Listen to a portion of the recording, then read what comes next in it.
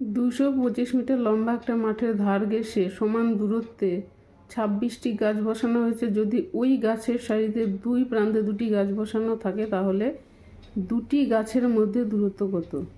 তাহলে আমাকে দুটি গাছের মধ্যে, এখানে 26টা গাছ আছে, আমি মনে করো আমি একটা উদাহরণ হিসেবে ধরে নিই 4টি গাছ বসানো আছে, একটা গাছ, দুটো গাছ, তিনটে গাছ, চারটে গাছ, এই দুই প্রান্তে দুটো, এই গোটা লম্বা রাস্তা।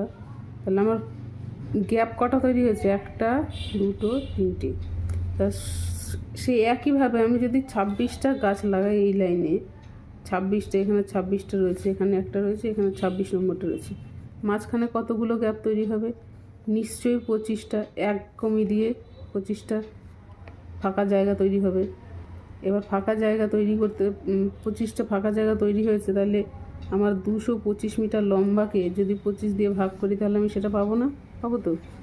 তাহলে 225কে যদি আমি 25 দিয়ে ভাগ করি তাহলে কিন্তু আমি ওই জায়গাটা পেয়ে যাব। একে যদি আমি 9 দিয়ে ভাগ করি কত হয়? 5 9 45, 5 4 18, 18 4 22,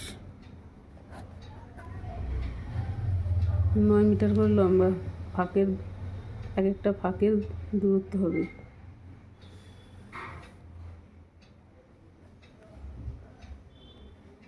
একটি গাছ থেকে